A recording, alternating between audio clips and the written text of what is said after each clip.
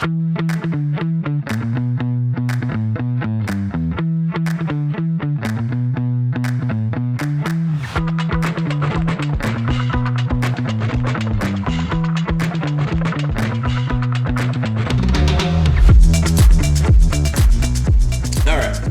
to another episode of Unpacking Life with the Box in the Basket, and today we are going to be talking about finances.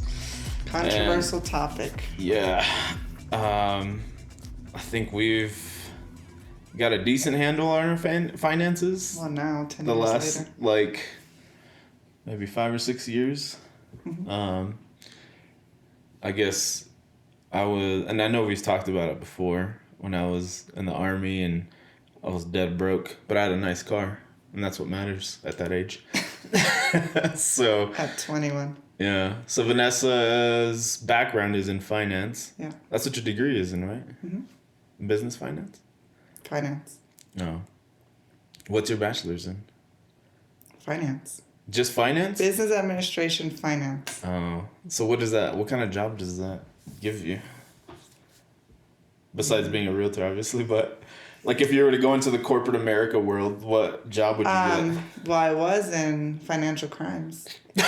For a month. It doesn't count. Like 4 months. And you didn't even put in your 2 weeks notice. I did. Anyways, so what kind of job does it give you? Like what's the maximum goal with like a business admin finance? I don't know. Degree. Vice president of Morgan Stanley. Like a CFO? Why Morgan Stanley? Because that's who we use, so that's who came to mind. So like a CFO? Yeah. Probably. Maybe not with a bachelor's. Or like a master's? Yeah. Maybe. I think so. I'm just curious. Like some people get like degrees in art. And then what do you think they want to be? A famous artist? They become like Starbucks baristas and they make those cool designs with the phone. I don't think that's the point why they go to college. Well, I think they go for that degree because it's easy. Yeah. Well, I don't think that anything that I learned in school, in college, helped me that much with like what you're doing now? How we budget, how we save. You don't think how so? we invest. Maybe a little bit. Because I never learned how to use Excel, but you're pretty dang good at it. But college didn't teach me that. You didn't use Excel? And actually, like, if people saw how I budgeted for it's like actually ancient. Because they have like apps now and like color-coded circle things and it's very advanced. And so Vanessa has budgets. If you were to look at her Excel spreadsheets, they are endless. Mm-hmm. And she budgets down to the penny 20 years out. And I would get my paycheck sometimes. She'd be like, hey, you're 36 cents short. What's going on? I need you to call them. I'm like, at the time it takes me to call them and get through to somebody, like, I would have already made, $12 already. I did not tell you to call for 36 cents. Well, I had to put my foot down. Whatever. But anyway, I feel like... Would you have had me call? If I would have called? Not for 36 cents. For like $20 and up.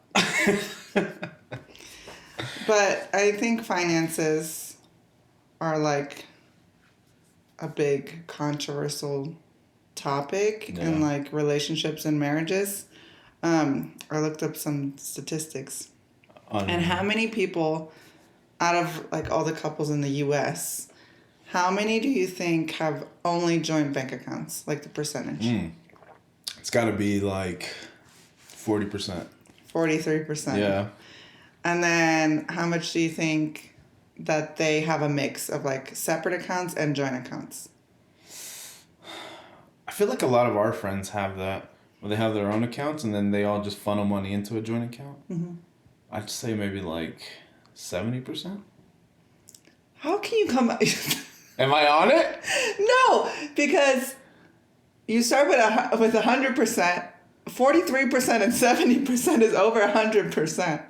Oh, it's... out of the same pie. Oh, yeah. I thought it was like a separate thing. No. So 43% have a joint account. Yeah. And then I'd say 30% have their 34. own. 34? Yeah. I'm still on it. See? And then the last category is how many keep their finances entirely separate.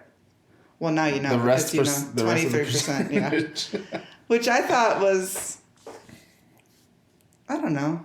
I guess you figured it on your own, but I think that's just our experience, like, because like I said, a lot of our friends, I think, have... If you pulled our friend pool, it would probably come out to the same. Pretty close, yeah. Yeah.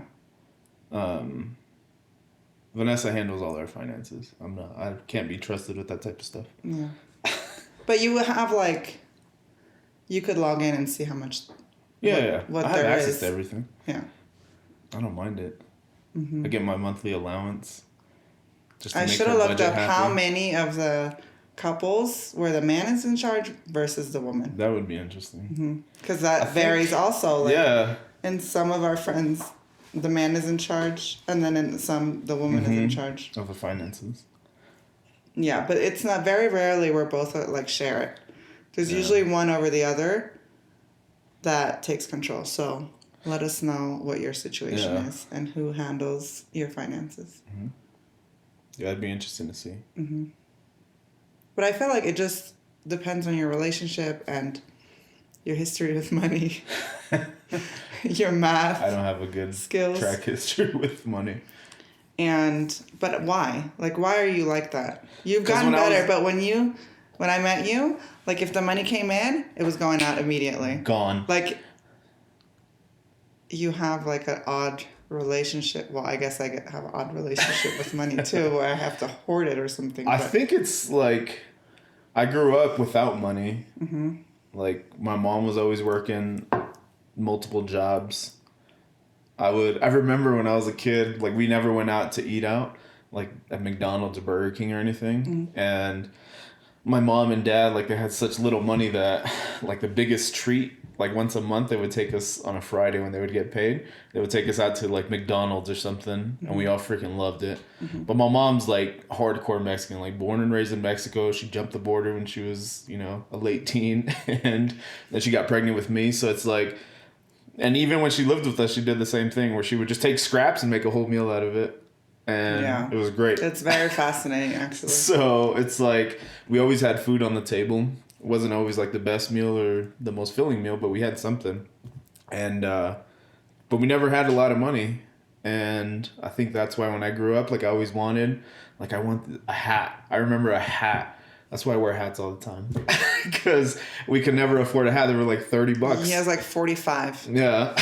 And like I could never afford a hat. So that was like always my goal when I was a teenager. Like as soon as I get some like $30, I'm going to go buy me a freaking hat. And then I would buy a hat.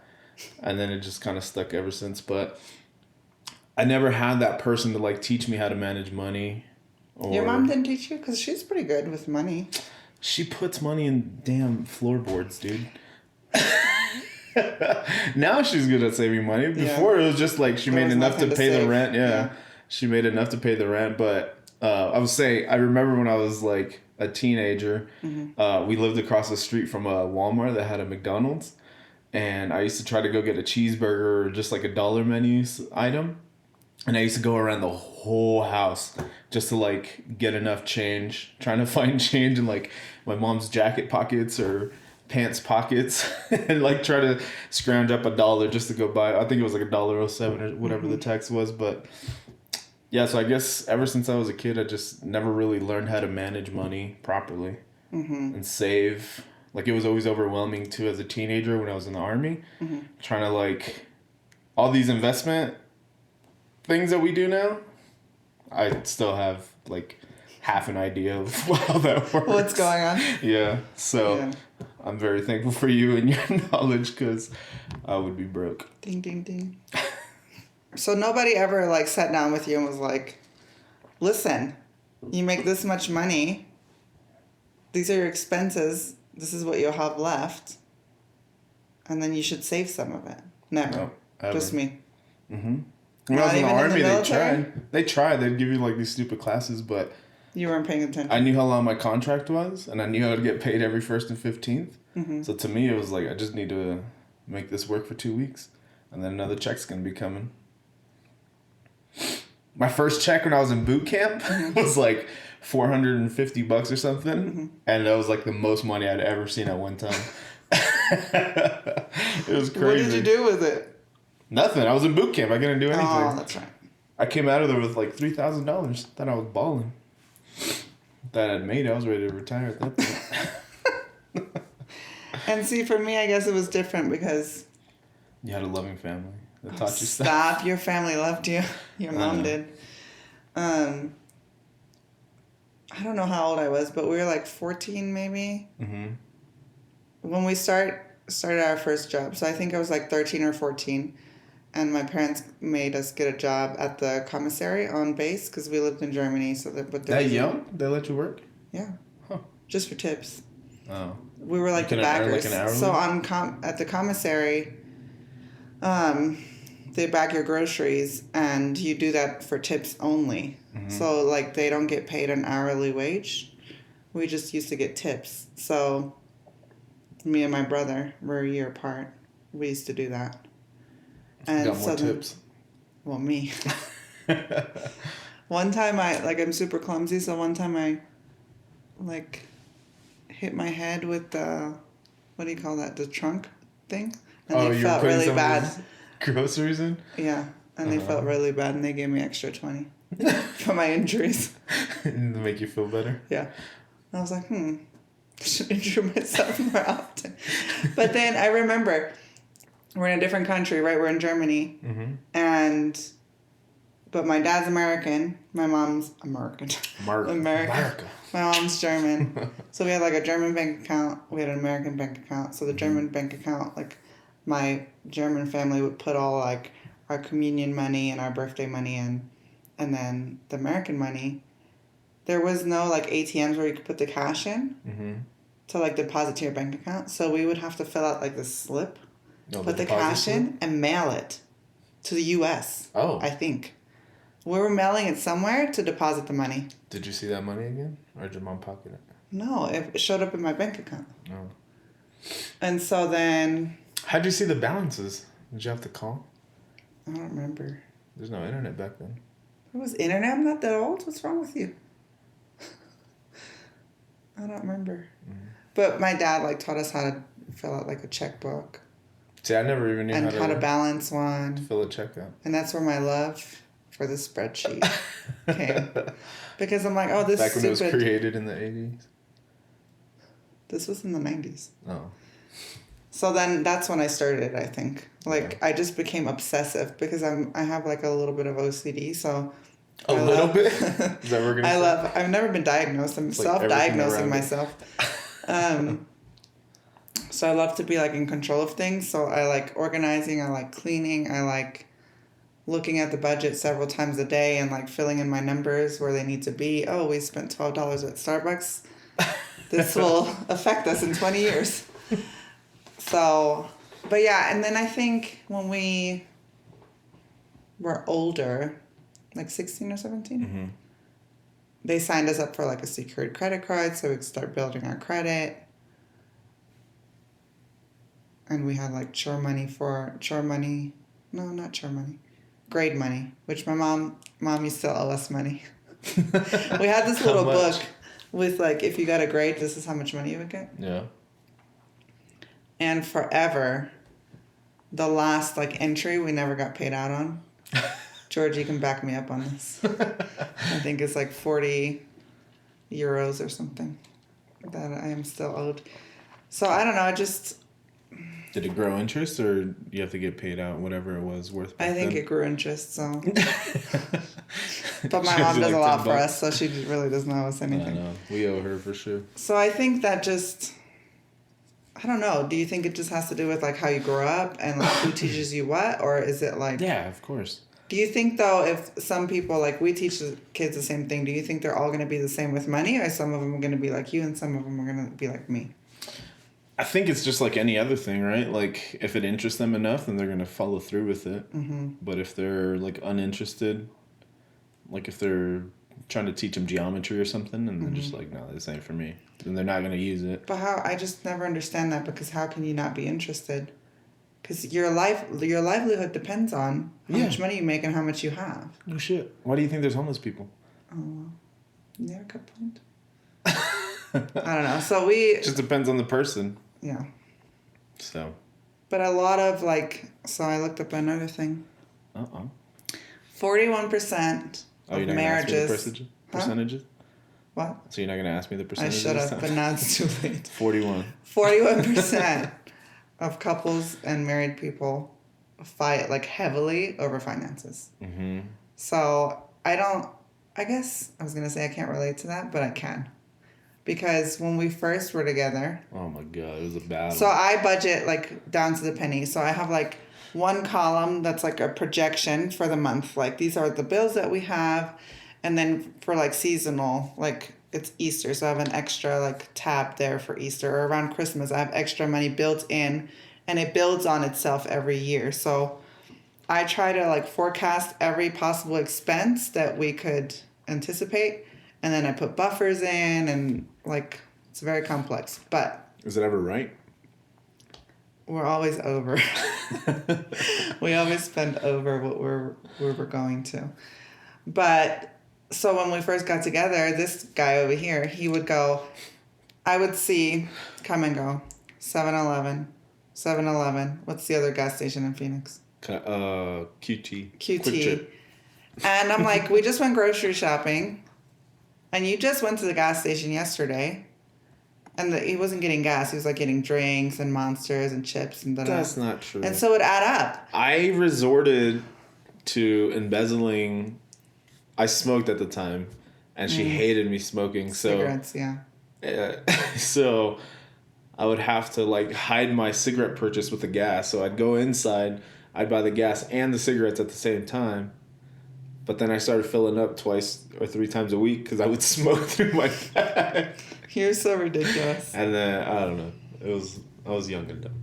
Very young and dumb. But I also, because of the way that I grew up, I didn't like being micromanaged. That's a whole nother episode. That's a whole other episode. But I don't like answering for, why I spent $5 at the gas station back when cigarettes were cheap. They're $10 a freaking pack now. Mm-hmm. So it was just a push and pull, yeah. Of because I'd be I would balance the budget, and then I'm off $23. Why? Oh, look, he went to the gas station again. Yeah. And so then we came up with my monthly allowance. Yeah. So now I just get cash every month, and every month he takes out a certain amount that I don't question him on, and once it leaves the account. If I go over that amount. Stop.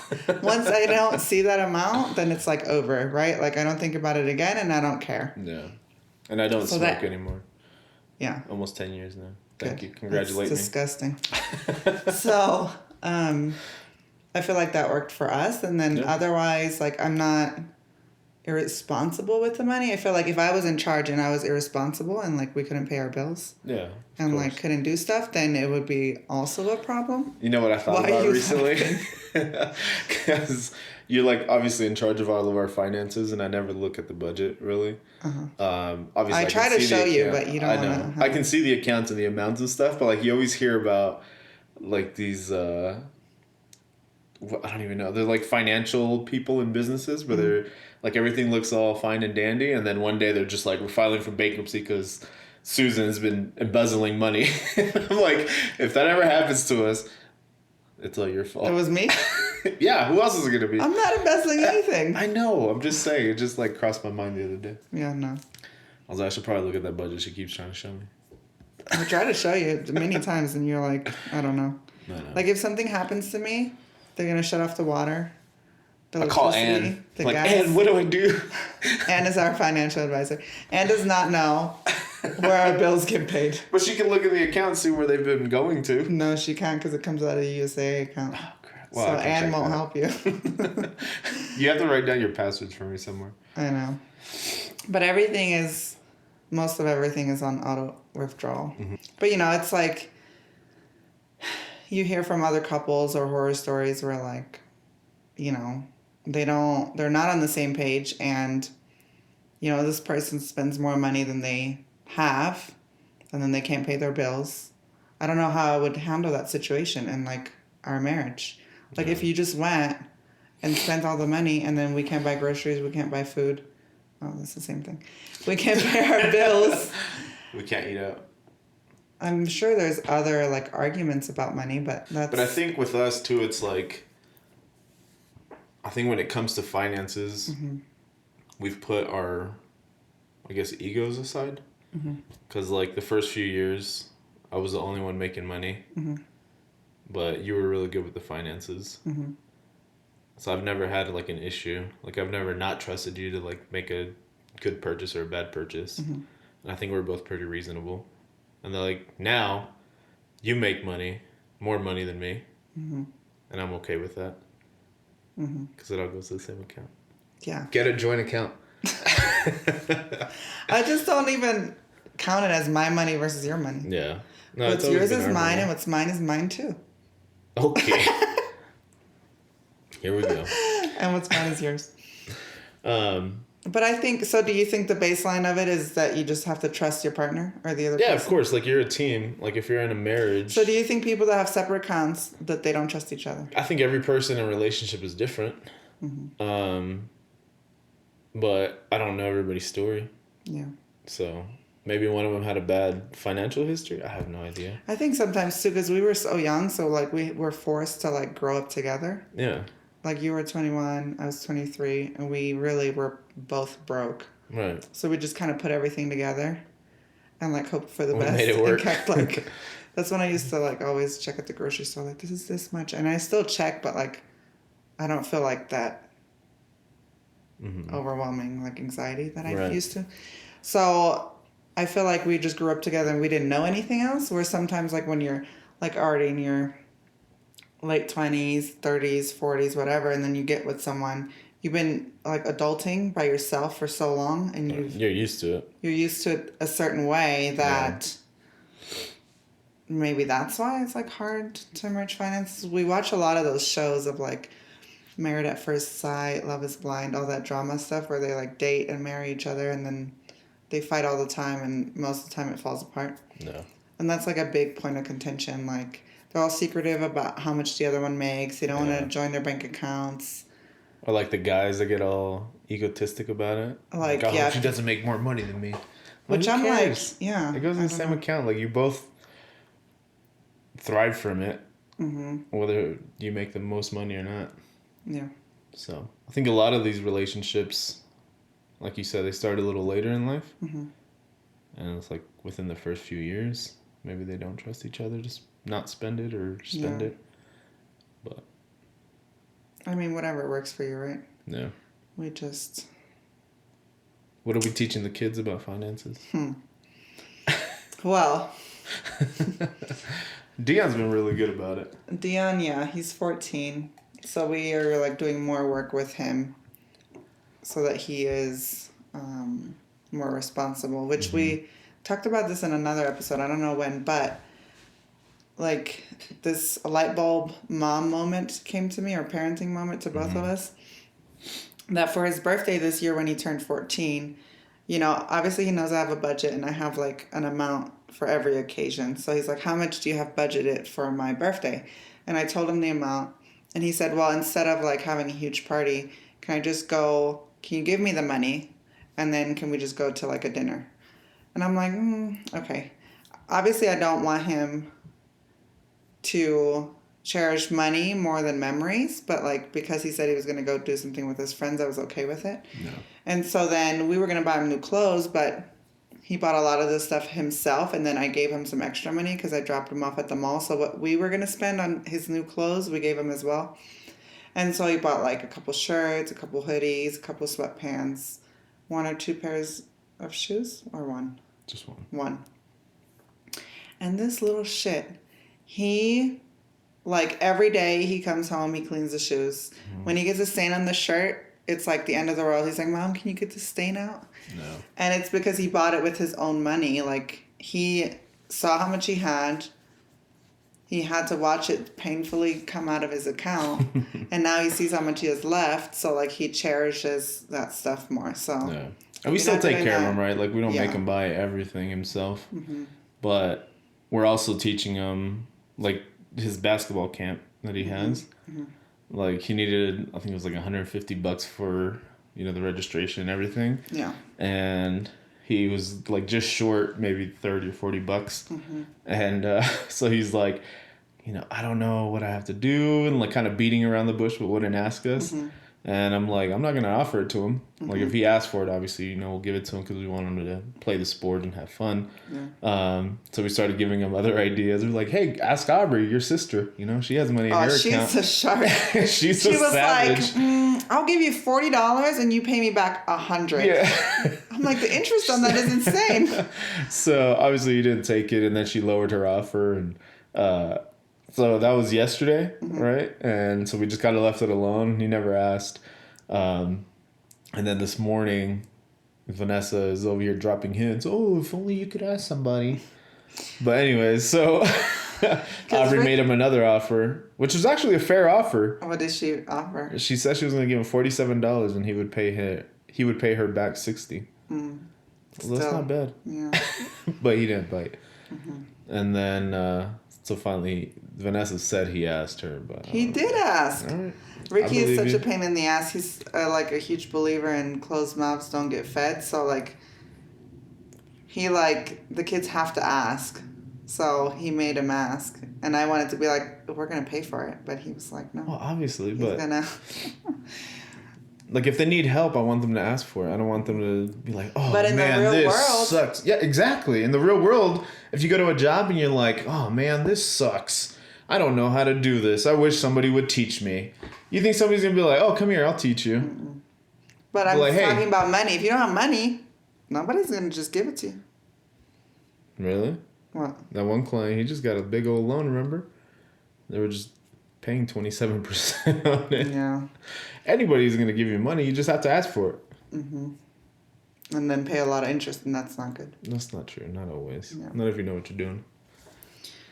So they all have bank accounts. They all get chore money. Mm-hmm. And then, like, if they get money for, like, birthdays or Christmas, we put that in there, too. Yeah. And then just let them, we teach them, like, just from everyday things. Like, when we come home and something happened that we can, like, kind of make an example out of, we tell them about it so that they kind of understand it, because I feel like there's a lack of kids being talked to about money. Yeah. And I feel like some households, like, it's, like, you don't talk about it. Like, it's A taboo subject. Yeah. Yeah. Like, it's private. Like, with us, it's private. With other people, like, we don't really talk about how much money we make or how much money we have. But, like, with the kids, we give examples of, like, we have... We don't tell them either, because they'll tell the whole school. Oh, man, they got big ones, especially Aubrey. But, we tell them, like, hey, listen, like, we have this big bill. Like, this is how you pay it. This is how you take care of it. This is why you have to save up. I just left my job, so it's like, this is why you have to save up money to make sure that you're going to be okay for, X amount of time. So, just trying to make them... Financial literacy is what it is. Yeah. And like when we went on vacation, because our kids are spoiled, right? Like, yeah, I work from home most of the time. And then now you work from home full time. But even when you were still at the police department, you were home, like when they got home from school for like an hour and a half. And then you were off 3 days a week. So I'm home a lot, and now you're home a lot. And they're always complaining like, oh, but why do you have to go to work? Like if I have to go show a house or something. Yeah. Aubrey and Roman, Dion not so much, but the younger two are like, well, why do you have to leave? Because they're so used to us always being around. And I try to explain to them, like, some kids don't see their parents until, like, it's dark outside. Yeah. And you would be, like, in after-school care or with a nanny or whatever. So, because they only know one way, and I don't want them thinking, like, that's the norm. Like, we've worked hard to be able to be this way where I can, own my own business and make my own hours. But like when we were both working full time, it was hell because you were gone all day. I was gone all day. Then you were also going to school, and me working 40 hours a week and then still going grocery shopping, doing errands. Like, hats off to those that dual incomes that work full time, because it's hard. It's so exhausting. So we try to tell them, like, listen, this is why, and this is how this works, and you need to be grateful. So like when we went on vacation, they're like, well, how much does this cost? And we told them, because I don't want them to think that like, oh, we just paid like $20 and now we're on this lavish vacation. So, you know, like all the time that you're complaining, like, Mom, why are you leaving to go show a house, or go to work? There is a reason for it. Yeah. And I think we have a pretty good balance where it's not like, I say no plenty of times. Like, there is boundaries, and we don't work ourselves to death. We call ourselves lazy hustlers because we do like enough to meet our goals, and then that's kind of where we leave it, because I feel like the time that we have with them now, we will never get back. So I don't want to work so much and have, you know, miss those big moments. Miss those moments for some money. Like, so it's like a delicate balance, I feel like, between work-life balance, time and money. Yeah. So. But if you budget and save, it makes it easier. So, but yeah, like I always say, I'd rather have the time than money. So I think now we have a good balance of both, where we can have the time and some money to play around. So, and putting money aside is a huge thing. Rainy day funds for sure. And investing in your future. My mom always says, like, you can't die with your money, so just like spend it, right?